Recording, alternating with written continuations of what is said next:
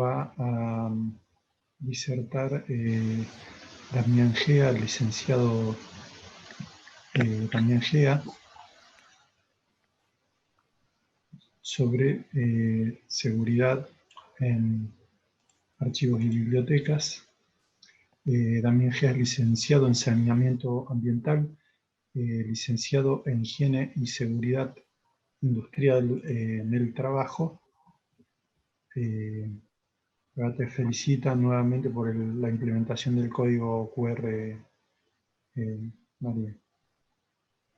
Así que bueno, sí, cuando lo disponga Hernán, comienza Damián.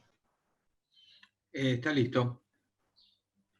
Bueno, hola Leandro, buenas tardes, ¿cómo estás? Hola al público en general. Bueno, vamos a compartir pantalla.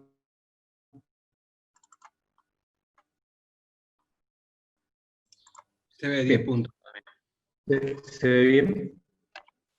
Sí, todo bien. Bueno, ¿me escuchan bien? ¿También? Sí, todo bien, Damián, todo bien. Bueno, perfecto. Bueno, buenas tardes a todos nuevamente. Gracias, Leandro, por haberme convocado para participar de este congreso.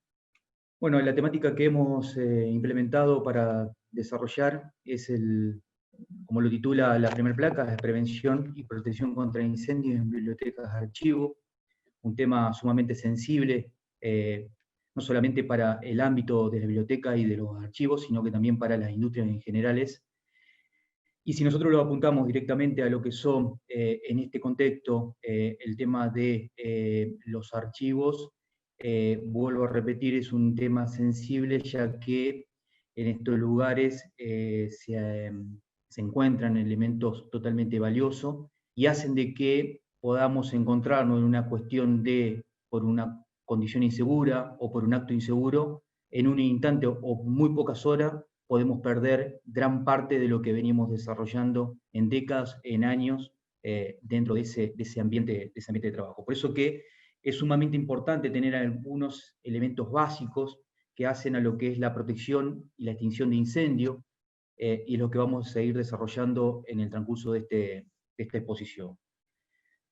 Como para comenzar la exposición en sí, vamos a ver algunos antecedentes históricos, básicamente de incendios en archivos. Para esto podemos remontarnos a algunas bibliotecas a nivel mundial, como es la Biblioteca de Los Ángeles, que padeció uno de los importantes incendios del siglo en el año 1986.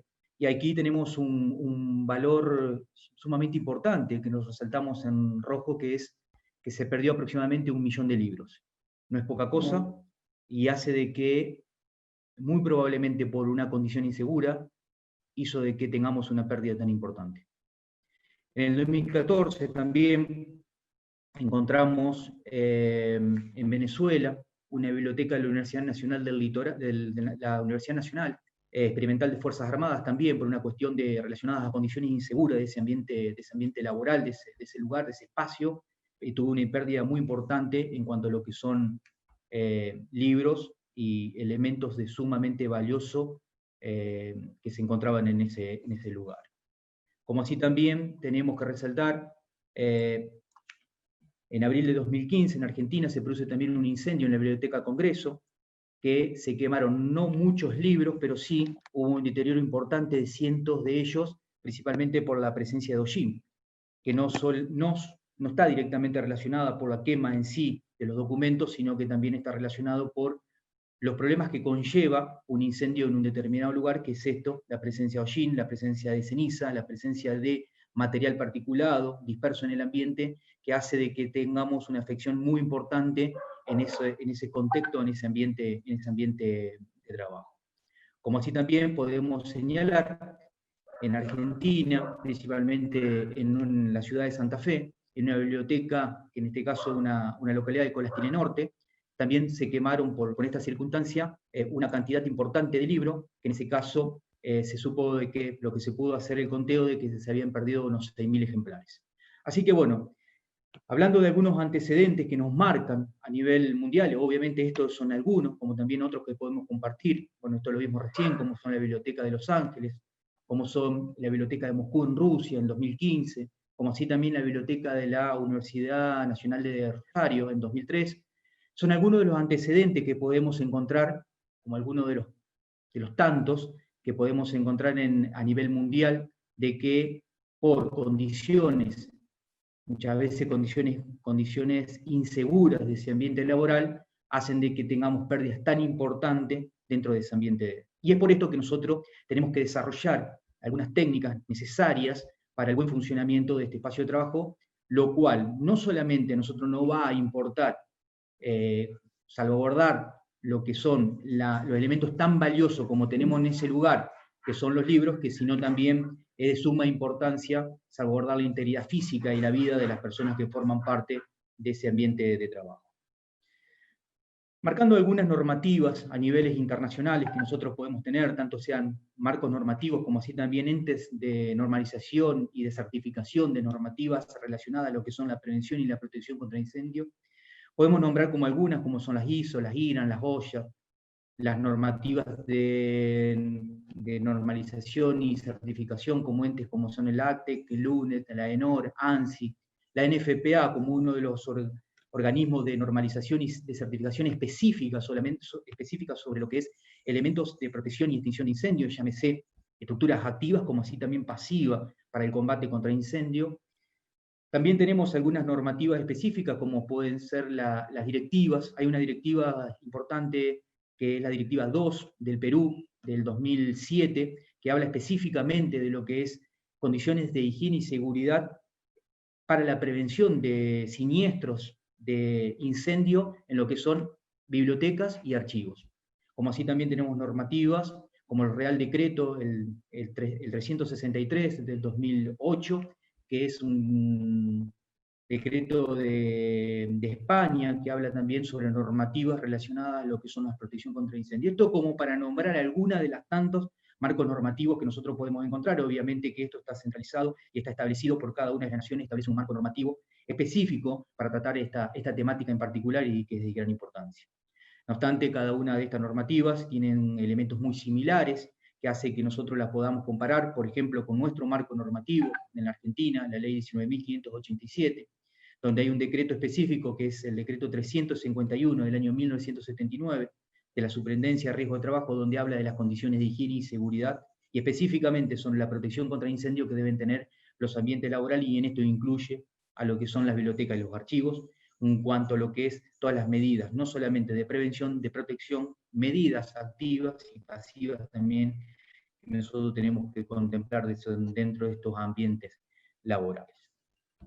Cuando nosotros hablamos de los objetivos básicamente de la prevención y la protección contra incendio, bueno, aquí nosotros tenemos que enumerar 5 puntos a tener en cuenta.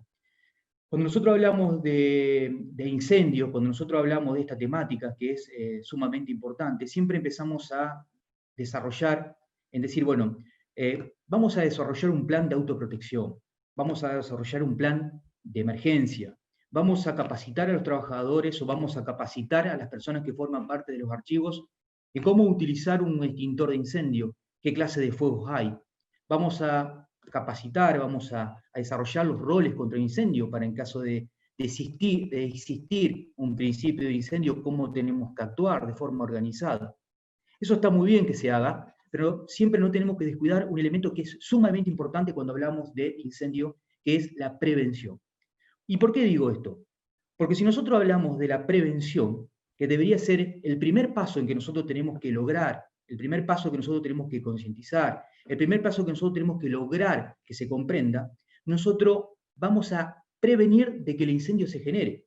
Y previniendo que el incendio se genere, nosotros no tenemos que por qué, ¿sí? Tener un conocimiento tan específico de qué clase de fuego, de cómo se utiliza un matafuego, de cómo se utiliza una boca de incendio equipada, de cómo se utiliza o cuáles son los funcionamientos de un sprinkler y demás, como elementos constitutivos que nosotros podemos tener como elementos activos o pasivos dentro de este ambiente laboral. Entonces, es muy importante hablar de la prevención de los siniestros, en este caso incendios, dentro de esos ambientes. Y cuando hablamos de este tema, ¿por qué hago tanto énfasis? Porque si nosotros vemos las estadísticas de los incendios que se generan, no solamente en ámbitos relacionados a lo que son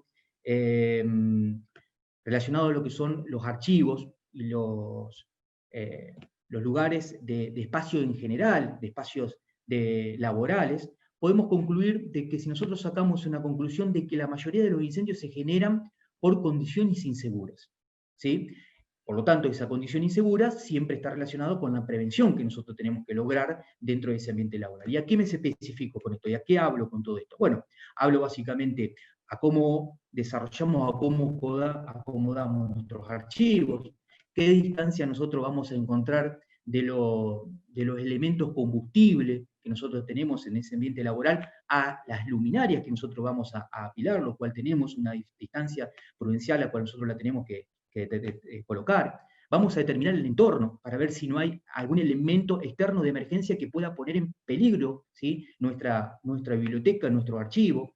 Vamos a hablar de los sistemas, que eso lo encontramos habitualmente, me toca desarrollar como inspector de una asociación, una aseguradora de riesgo de trabajo, y encontramos mucho en este tipo de archivos, que me toca recorrer la presencia de condiciones múltiples del tipo zapatillas, donde esto genera una sobrecarga del sistema, y es así donde se pueden llegar a generar los principios de incendio. La presencia de personas que fuman dentro de estos ambientes laborales, la existencia de pisos alfombrados, bueno, un sinfín de elementos que hacen básicamente a que se torne este ambiente, este edificio, como un lugar inseguro, y que obviamente los riesgos de generarse un incendio son mucho mayores a un ambiente donde las medidas preventivas realmente se aplican dentro de ese ambiente laboral. Y otro de los elementos también de tener importancia es que la mayoría de los incendios que se generan están relacionados directamente con problemas eléctricos.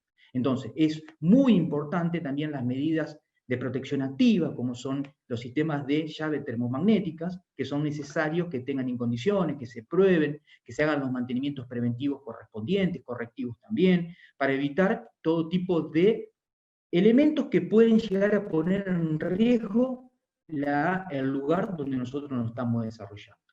Entonces, para hablar de los objetivos, básicamente, de la prevención y la protección de incendios, la primera premisa que nosotros tenemos que tener es prevenir la ocurrencia de un accidente. Por esto es que yo hablé en esta primera parte de hablar de lo que es la prevención, o sea, concientizar a la persona en todo lo que son estos elementos que pueden poner en riesgo este ambiente laboral. El segundo punto que nosotros tenemos que desarrollar también dentro de esta temática es evitar la propagación del fuego. Si nosotros ya la prevención falla, ¿sí?, seguramente ya vamos a tener un indicio de la generación del fuego. Entonces nosotros lo que tenemos que evitar es que se propague rápidamente el fuego. Entonces esto se habla desde el punto de vista de una protección pasiva. O sea, ¿qué es la protección pasiva? Es básicamente hablar de las estructuras, las protecciones, la resistencia al fuego que tienen que tener las paredes, las puertas, los elementos constitutivos de ese edificio, a los efectos que a mí me dé un determinado tiempo para poder evacuar todas las personas que se encuentran en el lugar. Es por esto que nuestro marco normativo a nivel nacional habla de lo que son la resistencia al fuego de los elementos y lo considera en minutos. Podemos tener resistencia al fuego 30 minutos, 60 minutos, 90 minutos, hasta 120 minutos. Lo que hace es que confine el fuego y evite, ¿sí?, que ese fuego se propague rápidamente a otros lugares. Obviamente la masa combustible va a ser mucho mayor y por lo tanto voy a poner en riesgo de manera mucho más mayor a la gente que se encuentran en este espacio de trabajo. El tercer punto, y la escala que nosotros también seguimos en esto, es asegurar la evacuación de las personas. ¿Sí? Entonces, la evacuación de la persona nosotros lo vamos a asegurar a través de un plan de autoprotección. Y no estoy hablando de un plan de emergencia o de emergencia y evacuación. Hoy en día el concepto se modificó, ya no se habla más de un plan de emergencia y evacuación porque es muy específico, es muy estrecho. Ya se está hablando de lo que es un plan de autoprotección donde no solamente se analizan riesgos internos, sino que también se estén analizando amenazas externas. ¿Qué quiere decir eso? Bueno, tenemos una biblioteca, tenemos un archivo, donde a 2 cuadras nos colocaron una estación de servicio. Bueno, ¿qué tenemos que hacer en caso de que haya un derrame de combustible en esa estación de servicio cercana? ¿Qué hacemos si ese archivo o esa dependencia donde nosotros estamos guardando todo este almacenamiento de libros y archivos se encuentra en cercanía de una ruta donde la carretera tiende a fluir elementos o algún tipo de camiones donde transportan mercancías peligrosas. Bueno, todos estos son amenazas externas que están poniendo en riesgo el edificio donde nosotros nos estamos desarrollando. Entonces, ya hoy se habla de plan de autoprotección, algo más integral, donde se están analizando otras cuestiones también que pueden poner, vuelvo a repetir, para la redundancia, en riesgo el lugar donde nosotros nos estamos desarrollando. Ya el siguiente punto es vamos a facilitar el acceso a las tareas de extinción, ya por esto que nosotros tenemos que tener desarrollado dentro de ese plan de autoprotección los roles contra incendio, que quiere decir, bueno, quién va a ser el director de la emergencia, quién va a ser un jefe de intervención, quién va a ser la persona que va a hacer primero auxilio, bueno, establecer básicamente quiénes van a ser cada una de las partes en este procedimiento en caso de existir un principio de incendio. ¿Sí? Obviamente que nosotros siempre, por más que tengamos una brigada establecida dentro de nuestro lugar, también tenemos que tener la premisa de que al detectar un principio de incendio, inmediatamente le tenemos que dar aviso al sistema de ayuda externa, porque si así nosotros se nos va de las manos este fuego, nosotros inmediatamente vamos a tener gente o personas externas que van a poder venir a sofocar ese incendio donde nosotros nos estamos desarrollando. Y como último de los peldaños de esta escalera, o tomada como uno de los primeros peldaños de la escalera, es hablar de la minimización de daños estructurales. ¿Sí? Nosotros lo tomamos como último de los elementos, lo último que nosotros deberíamos, como higiene y seguridad, tratar de salvaguardar, o sea, la integridad de la estructura. Siempre nosotros nos va a valer estrictamente la potestad, nosotros vamos a tener como la primer premisa la salvaguardar la integridad física de todas las personas, de las vidas que nosotros nos encontramos allí, por más que nosotros dentro del lugar atesoremos elementos más que importantes, bueno, dentro de esa estructura, de ese plan de autoprotección, debemos establecer de cómo deberemos proceder para, en caso de generarse un principio de incendio, para salvaguardar esa parte que es sumamente importante y desde luego desarrollar todo este plan de autoprotección. Bien, hablando de los lineamientos básicos de la protección contra incendio, tenemos lo que es cómo lo vamos a trabajar a la previsión de incendio. Eso es una duda que siempre se plantea dentro de los ambientes laborales, incluido lo que son los archivos, lo que son las bibliotecas y demás. Bueno, el primer punto a tener en cuenta, vuelvo nuevamente a la primera placa y hablar de la prevención. ¿Cómo lo vamos a desarrollar la prevención? Bueno, la prevención se desarrolla a través de una inducción. ¿Una inducción de quién? Una inducción del trabajador, ¿sí? Inducirlo a lo que nosotros tenemos, a lo que tenemos que salvaguardar, a que actos inseguros pueden llevar a generar daños importantes, a que condiciones inseguras pueden llegar a generar daños importantes. Entonces, es muy importante dar una inducción general a esa persona, a ese trabajador que está desarrollando actividades dentro de ese espacio laboral. El segundo punto ya era hablar de una capacitación. ¿Y qué diferencia vamos a encontrar entre una inducción y una capacitación? Que la inducción es más general, la capacitación ya va a ser más específica y lo vamos a capacitar a la persona específicamente en este tema, en protección y extinción de incendio, en roles que va a cumplir dentro del plan de autoprotección. Ya es más específico, ya vamos más en profundidad a lo que nosotros queremos que esa persona comprenda, para que en caso de desarrollarse nosotros estemos organizados y demos una respuesta inmediata ante ese principio de incendio que se puede llegar a crear. Posteriormente aparecen lo que son los entrenamientos, que dentro de esto tenemos los gran llamados simulacros, que nosotros en algunas normativas hablan que nosotros en todos los ambientes laborales, e incluidos estos como son los archivos, nosotros tenemos que hacer el plan de autoprotección, designar los roles y por lo tanto tenemos que hacer al menos un simulacro anual, donde simulamos la especie de un incendio y vemos cómo actuamos rápidamente en caso de que esto sea realidad. Y finalmente hablamos de los sistemas de control, que también no son poca cosa, ¿sí? Que tenemos que desarrollarlo, tenemos que verificarlo, los mantenimientos preventivos, los mantenimientos correctivos, que pueden hacer que se genere un incendio y tengamos que activar las líneas que veníamos viendo anteriormente. Bien, algunas consideraciones que nosotros tenemos que tener cuando hablamos de lo que es el fuego. Acá hay una diferencia que nosotros tenemos que establecer. El fuego no es igual no es un sinónimo de incendio. ¿Por qué digo esto?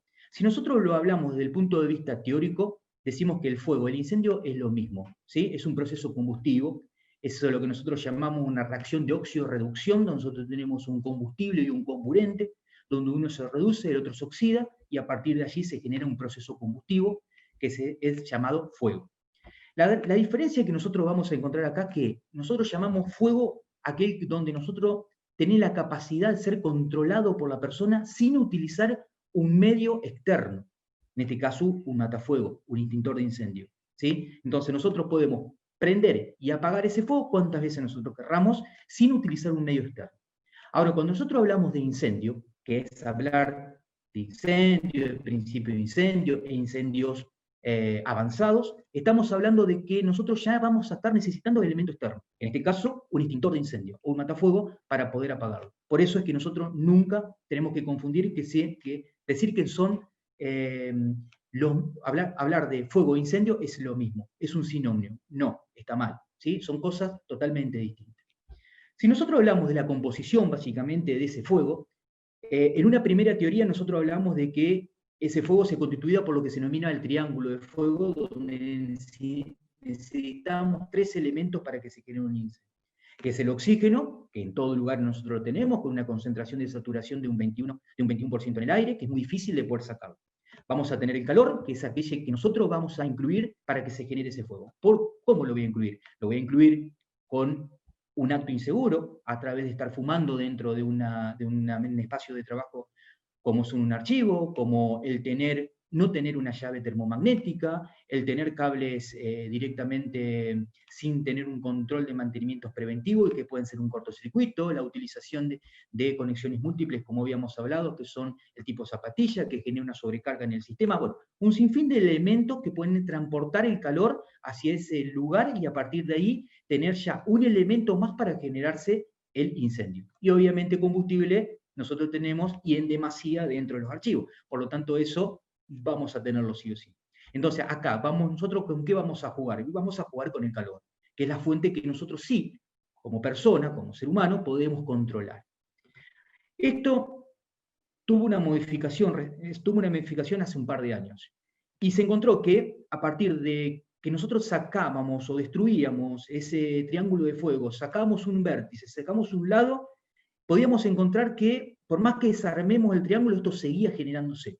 Entonces apareció la figura del tetraedro de fuego, donde aparece un elemento más que interactúa dentro de esta complejidad de reacción química, física, que es el fuego, ¿sí? Entonces aparece esto que se llama la reacción en cadena. ¿Qué es la reacción en cadena? Es cuando nosotros creemos que el fuego lo apagamos, pero queda determinados radicales libres, se llama, en la química, que es capaz de volverse a generar un incendio. Por eso es la premisa que habitualmente generan los bomberos, sistema de emergencia externa, donde apagan el fuego y quedan un determinado tiempo en el lugar para ver si no hay una reincidencia del fuego. Esa reincidencia del fuego se da por lo que nosotros denominamos reacción en cadena.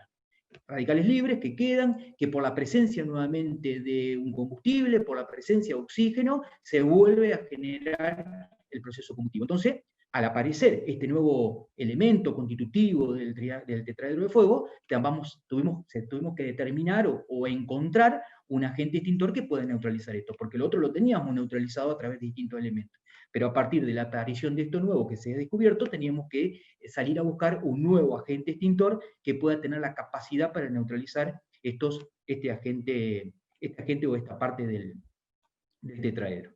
Bien, como hablábamos recién, nosotros al sacar uno o más componentes de ese triángulo o de ese tetraedro de fuego, nosotros al incendio lo vamos a extinguir, ¿sí? Entonces, ¿cómo hacemos para sacar el calor? Lo voy a enfriar. ¿Con qué lo voy a enfriar? Con agua. Agente es de extinción por naturaleza, porque enfría y actúa sobre otras formas también. ¿Cómo voy a sacar el combustible? Desplazándolo. Dentro de un archivo es imposible. ¿Y cómo voy a sacar el oxígeno? Sofocándolo. ¿Cómo lo voy a hacer sofocándolo? Bueno, a través de agentes extintores que nosotros podemos encontrar dentro de estos ambientes laborales en cuanto a lo que nosotros nos desarrollamos. Y a partir de ahí vamos a ver básicamente cuáles son nuestros agentes extintores que podemos encontrar.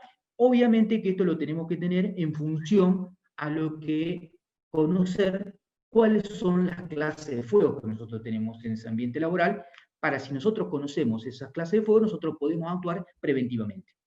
Vamos a tener los fuegos clase A, que son todos aquellos fuegos que se generan sobre sólido combustible, los fuegos B, que son aquellos que se generan sobre líquidos combustibles, los fuegos clase C son aquellos que se generan sobre elementos bajo tensión eléctrica, pero que se generan en un fuego. Los clase D son muy específicos, son sobre materiales muy particulares, estroncio, calcio, magnesio, mayormente los encontramos en la industria, y los fuegos clase K, que son aquellos que se generan sobre aceites calientes, sobresaturada en temperatura, y por lo tanto a partir de allí se genera un principio de incendio. Por lo tanto, yo lo que encerré con un rectángulo son las tres principales clases de fuego que nosotros podemos encontrar en los archivos, en la biblioteca, que son los primeros tres, clase A, B y C. La particularidad que nosotros encontramos con esto es que hace no muchos años empezamos a encontrar agentes extintores que tienen la capacidad para apagar o accionar sobre estos tres componentes o sobre estos tres clases de fuego específicos, porque antes nosotros teníamos un matafuego específicamente por cada uno de los fuegos que se iban generando. Entonces, esto conllevó a que se pueda simplificar de manera muy rápida para cualquier persona en ese ámbito laboral, sabiendo que nosotros tenemos tres tipos de clases de fuego en ese lugar, sabemos que tenemos un matafuego que me va a dar una respuesta a cada uno de ellos. Aquí también tenemos la particularidad y que hay que hacer también la observación de que todo fuego clase C que se está generando sobre una instalación eléctrica bajo tensión, al generarse, al tener una buena determinación a través de un diseño eléctrico que tenga una llave termomagnética, junto con un disyuntor diferencial y una determinación de puesta a tierra, ese conjunto seguramente al tener una elevación de la temperatura lo que va a hacer es que se desactive el sistema, la corriente eléctrica, porque lo que genera es una desactivación de la llave termomagnética. Entonces ese fuego que se estaba generando sobre un elemento eléctrico combustible de clase C pasa a ser un fuego clase A. Ejemplo, se está prendiendo fuego una computadora de mi archivo, ¿sí? Si está bajo tensión S, pero cuando saltó la llave termomagnética pasa a ser un fuego A porque lo que se está quemando ya no es bajo tensión, sino que es un sólido combustible. Bien.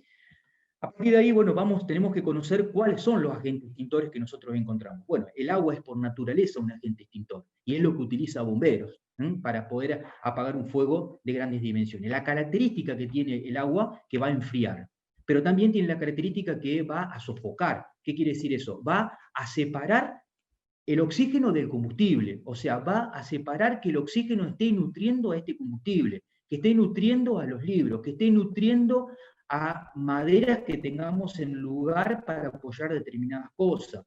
Entonces, hoy en día, la técnica que ha desarrollado Bomberos se ha modificado. Antes era directamente el chorro a presión directo sobre el fuego, hoy en día se habla de microgotas que envuelva todo el lugar. ¿Por qué? Porque con esto consigo una mayor superficie de contacto con el elemento incandescente y por lo tanto elevo la cantidad de oxígeno que se encuentra en el lugar y por lo tanto voy a generar un desplazamiento de ese oxígeno. O sea que estoy generando mayor cantidad de vapor. Ese vapor hace que se genere un desplazamiento del oxígeno que está nutriendo a este material combustible.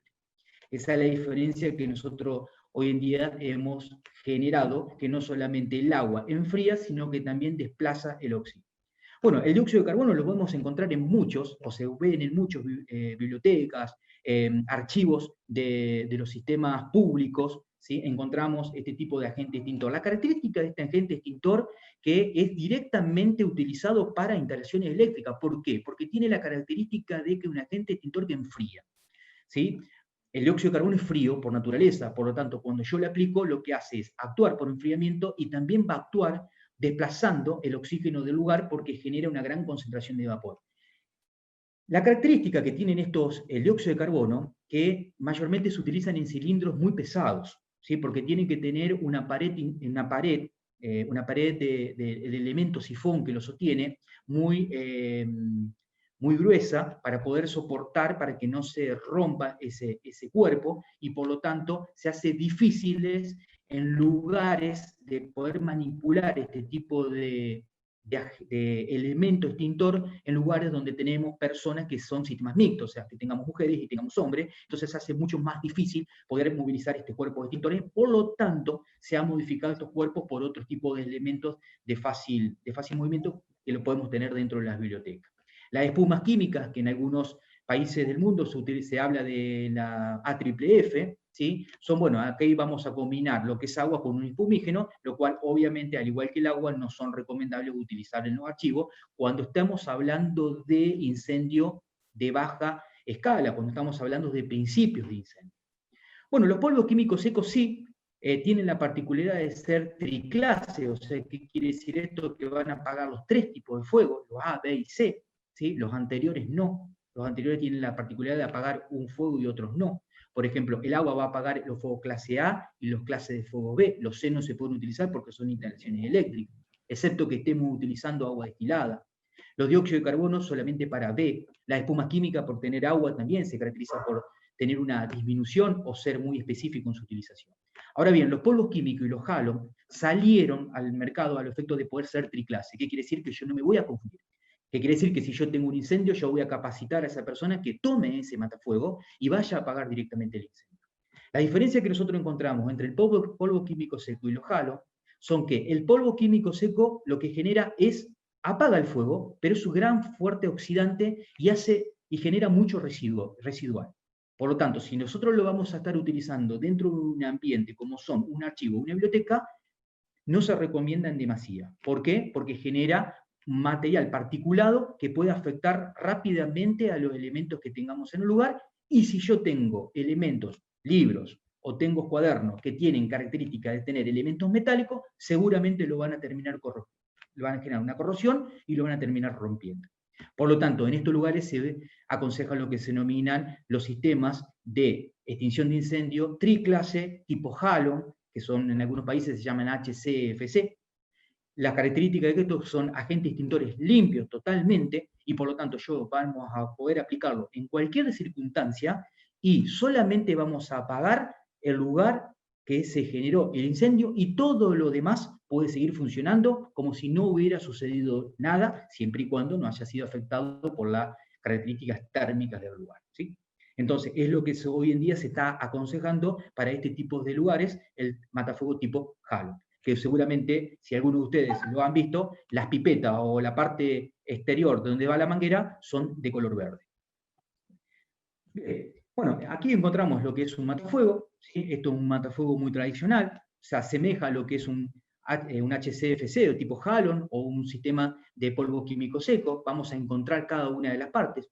Por una cuestión de tiempo no vamos a desarrollar o no vamos a hablar de cada uno de ellos, sino algunos elementos particulares que yo tengo que tener en cuenta. ¿Cuáles son estos? Manómetro. Habitualmente los polvos químicos secos, como así también lo de halon, tienen su manómetro. No así lo de dióxido de carbono, porque los dióxidos de carbono siempre están bajo presión. Pero sí los otros matafuegos, por lo tanto es muy importante capacitar a esa persona o a las personas que nosotros tenemos que introducir en lo que son este tipo de accionamiento. Es decir, fíjense el manómetro. ¿Por qué? Porque nos encontramos en que el manómetro tiene 3 posiciones: sobrecargado, cargado y falta de carga o falta de presión. Y esto hablamos a nivel mundial. Entonces, nosotros creemos que ese matafuego estaba cargado porque ayer lo llevó el proveedor a realizar la carga. Pero cuando vino y lo colgó, yo la verdad que no me fijé. Y durante la noche hubo una válvula, porque esto en la parte del cuello del matafuego tiene un cono y un contracono, que puede ser que haya quedado desplazado y se perdió la carga. Y que hace que en el momento que yo lo tenga que utilizar, no tengo error. No puedo tener pruebas y errores. Tiene que funcionar en su máximo esplendor, diríamos. Entonces, yo no puedo tener falla. Entonces, eso es lo que yo debo controlar periódicamente, la característica del manómetro. Otro punto crucial es controlar los marbetes, que son las anillas que se colocan en el cuello del matafuego, controlar los precintos, para ver que ese matafuego no haya sido violado. Si ha tenido esta característica, inmediatamente hay que informar para que esto sea rápidamente solucionado. Como así también conocer y determinar y llevar un registro de lo que son las obleas de seguridad, que aquí tengo 2 informaciones importantes, que son la prueba de funcionamiento que se hace todos los años y las pruebas hidráulicas que se hacen cada 5 años. Lo cual yo tengo que determinarlo para saber que ese matafuego le hice los mantenimientos preventivos correspondientes y que ese cuerpo extintor, en caso de existir un principio de incendio, va a actuar en su máxima esplendor. Bueno, también tenemos dentro de los ambientes laborales, como en este caso los archivos, según determinadas marcos normativos es específico sobre determinados factores en particular, y encontramos, por ejemplo, el tema de las bocas de incendios equipadas. ¿Y por qué hablo de determinadas normativas? Lo solicitan o algunas no, porque esto está en relación a dos factores, que son los metros cuadrados de superficie cubierta que tenemos en el lugar y la cantidad de carga de fuego que hay en el lugar. O sea, traduciéndolo para que esto se entienda rápidamente, es decir, qué cantidad de material combustible tengo en el lugar. Entonces, se determina la utilización o no de un hidrante. Cada uno de los lugares, ¿sí?, Argentina o otros países, van a tener características específicas en lo que son los hidrantes, y la característica específica se va en función a lo que es la conexión de suministro y en los raccords, ¿sí? Esas son las diferencias que nosotros vamos a encontrar de un país a otro, ¿sí? Lo demás es todo igual. ¿Por qué digo la conexión y el raccord? Porque son específicamente conexiones de diámetro de salida de agua que tienen determinadas naciones. Por lo tanto, es lo único que se va a modificar. La característica que nosotros tenemos que saber, que los hidrantes, si nosotros lo colocamos, y si nosotros tenemos desarrollado una brigada de contraincendio dentro de ese archivo, dentro de esa biblioteca, tiene que ser específicamente capacitada para actuar con un hidrante. No podemos desarrollar y capacitar a una persona sobre un plan de emergencia y evacuación, decirle cómo se manipula un matafuego y también darle la potestad de utilizar una boca de incendio equipada. Esto no es así. Para utilizar una boca de incendio equipada hay reglamentaciones específicas, tanto a nivel nacional como a nivel internacional, donde incluso la persona que va a utilizar un hidrante tiene que tener nociones específicas, tiene que ser capacitado por personal profesional de higiene y seguridad, por bombero en algunos casos, y tiene que tener un examen físico donde tenga aptitud como para poder actuar en caso de un incendio. Pero igualmente se lo coloco dentro de la placa como un elemento más activo dentro del lugar que podemos tener para combatir un incendio. Estos tipos de hidrantes se pueden nutrir de agua, se pueden nutrir o de otro agente extintor, como puede ser un elemento espumígeno, lo cual yo duplico o triplico la capacidad extintora que le podemos dar directamente al agua. Otro de los sistemas activos ya no aquí hay de extinción, sino trabajo en una etapa anterior, que es preventivo, son los sistemas de detectores, que también son importantes a tener en cuenta dentro de este espacio, porque nosotros lo que estamos haciendo es tratar de proteger elementos sumamente valiosos, e incluso nosotros lo que estamos haciendo es saber de antemano si algo está fallando en el lugar para no tener que aplicar un agente extintor. Entonces, en este caso nosotros podemos tener detectores láser, que va a detectar humos recientes, podemos tener detectores iónicos ópticos, que ya van a trabajar en una proporción de humo con una partícula mucho más grande. Vamos a tener detectores de infrarrojo o ultravioleta, se va a detectar llamas en este caso, o detectores termovelocimétricos, que en este caso ya no solamente, no va a detectar, ya son más generales, sino ya va a detectar un nivel de calor. Entonces nosotros, si nos queremos sumamente una aplicación preventiva drástica en mi ambiente laboral, obviamente que voy a abocarme o a inclinarme por lo que son detectores láser o detectores iónicos ópticos, donde me va a decir si tengo una anomalía dentro de ese ambiente laboral, lo cual ya tengo que ir preparándome por lo que puede llegar a suceder. Otro de los sistemas también que lo tenemos que mencionar, obviamente esto es más para hablar un tiempo prolongado, ¿sí?, que también como sistemas activos de extinción de incendios tenemos lo que se denominan sistemas fijos de rociadores sprinklers, llamado también en otras naciones. Estos sistemas de sprinklers son aquellos que se van a activar a partir de la detección previa de un principio de incendio, lo cual nosotros lo vamos a tarar, o sea, le vamos a dar una tara en función a lo que nosotros queremos o cuándo queremos que se active. Vamos a trabajarlo con humo o lo podemos trabajar a través de calor, y si nosotros lo trabajamos a calor, vamos a decir, bueno, ¿cuál es la temperatura a la cual nosotros lo vamos a tener que tarar para que dé una protección al lugar donde yo quiero dar la protección, válgame la redundancia, ¿sí? Entonces tenemos de tarar de temperatura de 60 grados hasta sprinkler, que nosotros lo podemos tarar a temperaturas más elevadas en función de lo que se quiera proteger. Estos sistemas podemos tener dos, básicamente, de grandes ramas hablando, como son lo de cañería saturada o lo que se denomina de segundo tamaño de gota. ¿Por qué hablo de saturación de cañerías? Cuando hablamos de saturación de cañerías, se elige en función a las temperaturas que nosotros tengamos en el lugar.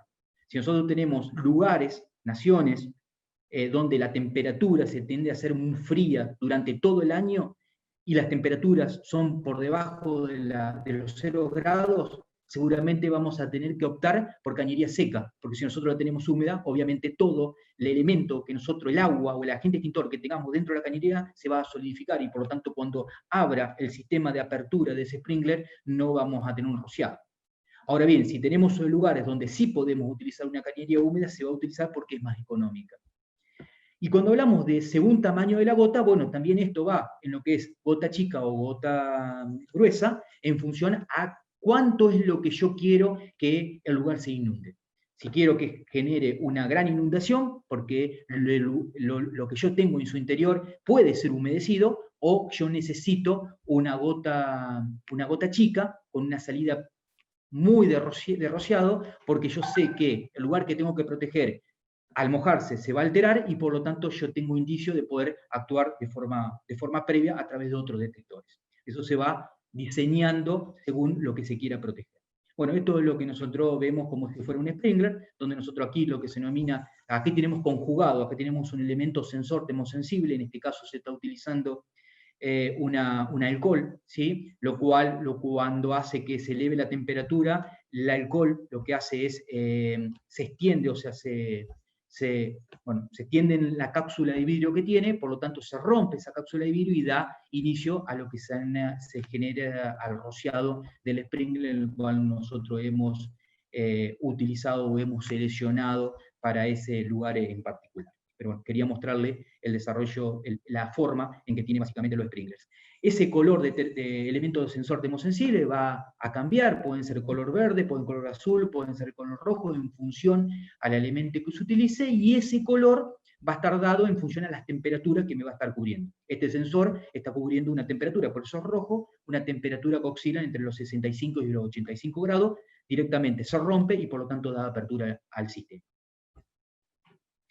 Bien, bueno, esto es como un resumen de lo que veníamos hablando hasta recién. Nosotros tenemos dentro de ese ambiente como una etapa previa a utilizar un matafuego. Esto todo habla de lo que es una medida preventiva en la protección contra incendio. Es una central de alarma, donde tenemos una parte que se denomina fuego, tenemos un lugar donde se denomina fuego incipiente, donde nosotros lo que vamos a encontrar acá que vamos a tener un detector láser, vamos a tener un detector óptico iónico, detectores de llama o detectores térmicos termovelocimétricos, y en función de esos lugares nosotros podemos observar en qué instancia nosotros le queremos dar la protección a ese lugar. Obviamente que esto todo está traducido a costos, ¿sí? Entonces, si nosotros lo que queremos proteger es sumamente importante, seguramente, o lo que nosotros siempre aconsejamos, es que estemos trabajando con sensores láser, ópticos o iónicos.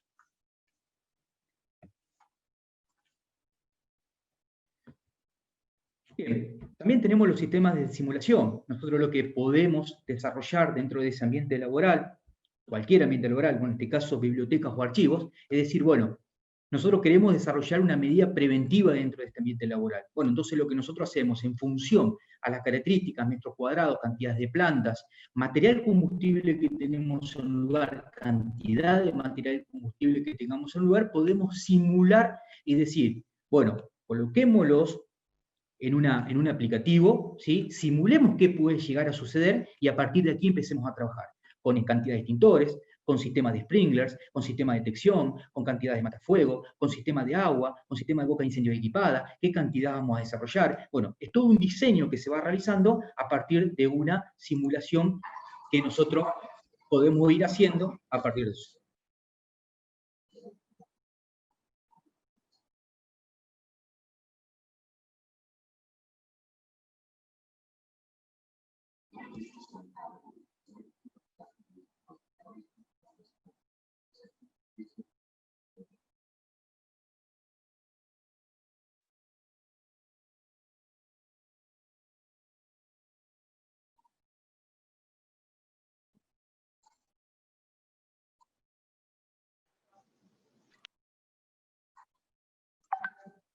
Bien, nosotros lo que estamos encontrando básicamente con este diseño es ver cómo se mueve la pluma de humo, ver cuáles son los lugares críticos en función al viento, a la disposición de los edificios. Bueno, son un montón de cosas que nosotros a través de una simulación podemos concretar o ir a un diseño específico y dar una protección a lo que nosotros le estamos protegiendo, que es, en este caso, los archivos o sistemas, lugares de este tipo de trabajo, donde tengamos que dar una protección por el valor que nosotros tenemos en ese lugar. Entonces, tenemos que desarrollar algo desde el punto de vista preventivo y no actuar cuando ya se generan los incendios. Bien, como último, le dejo algunos libros donde se pueden consultar algo de lo que nosotros veníamos desarrollando hasta recién. Uno de los libros que ya tiene un par de años, que se llama La Biblioteca en Llamas, de Susan Orlean. Sí, es una escritora estadounidense que, bueno, es también periodista, que en función a uno de los incendios de la biblioteca que vimos en su inicio, desarrolló este libro. Pedro Úbeda Gaspes, que también, en este caso, es español, es dedicado específicamente a la protección y desarrollo de sistemas de incendio a través de sistemas de simulación. Dentro de la Argentina tenemos este manual, que es la Fundación MAFRE, el Manual de Seguridad y Protección contra Incendio, que habla no solamente de los sistemas de prevención, sino también de sistemas de protección activos y pasivos. Y también tenemos a Andrés Chouazat, que en este caso también es un argentino, es un ingeniero civil, es un ingeniero en higiene y seguridad, que habla básicamente de los diseños de instalaciones contra incendio y básicamente habla su libro en lo que son la parte de hidrantes. Estos son algunos de los libros que le puedo compartir por si quieren interiorizarse, por si quieren profundizar en algo en particular sobre este tema que es sumamente importante dentro del ambiente de trabajo, porque un descuido, porque un acto inseguro, porque una condición insegura, podemos perder todo lo que venimos haciendo de años que se va desarrollando el lugar. Bueno, como último, compartir algunos dibujos, como para que, bueno, como resumen de lo que venimos hablando.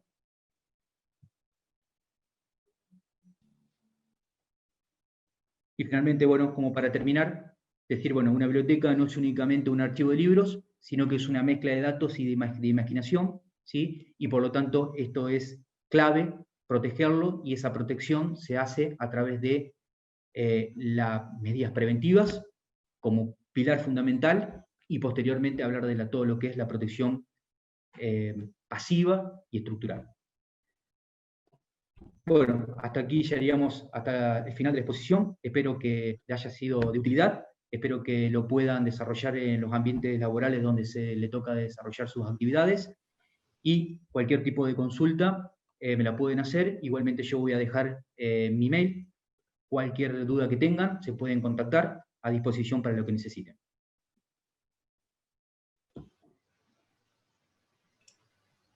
Muy bien, Damián. Excelente. Sí, Leandro. Sí, sí. No, sí, así, no hay problema. Sí, excelente la disertación. Hay un par de consultas acá en el chat. Si querés te las voy pasando. Sí, sí, por favor. De Giselle Solange, hace dos preguntas. La primera es, ¿qué tipo de extintores necesitamos en el caso de archivos históricos? Y luego pregunta, ¿qué programa utiliza para realizar la simulación de incendio?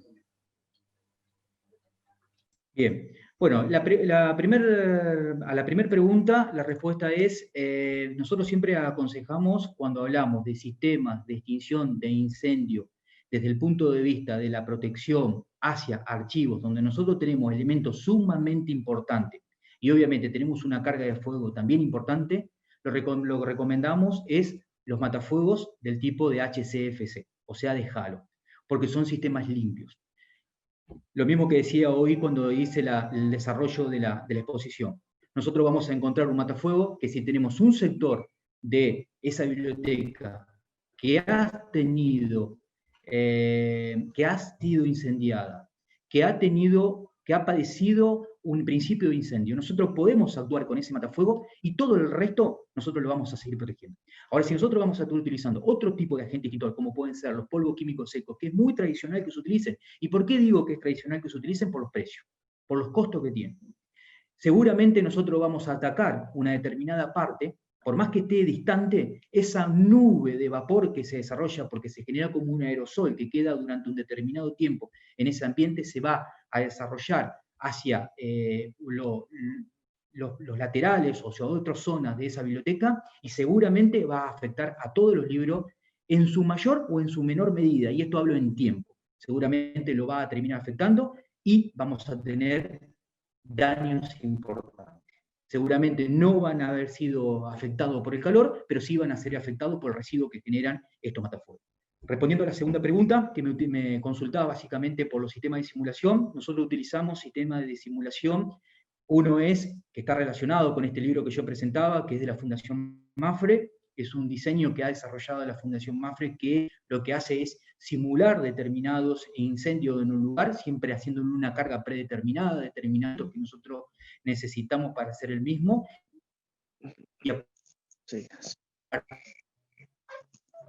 Y de ahí nosotros podemos determinar, como así también elementos pasivos de extinción de incendio, y saber el comportamiento que puede llegar a tener la pluma de humo dentro de ese lugar. ¿Para qué? Para actuar posteriormente o dar elementos claves para cuando nosotros tengamos que desarrollar el plan de autoprotección.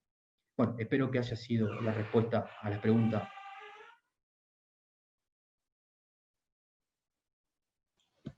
Bueno, si hay alguna otra pregunta, con mucho gusto.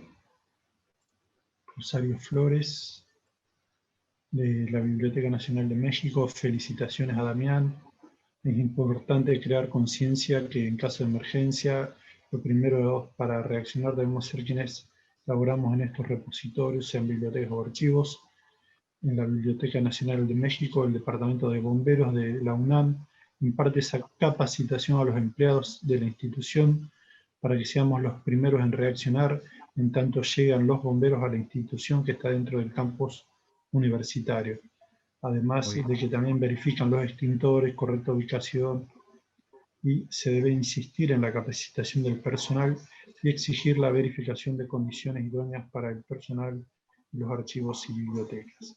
Al respecto, bueno, agregamos que toda institución tiene que tener un programa de seguridad montado en estos aspectos de emergencias de todo tipo y hacer simulacros anuales o en las épocas en las que estos pueden surgir para estar preparados. ¿Sí? Muchas gracias, Rosario, por compartir. Muchísimas gracias, Damián.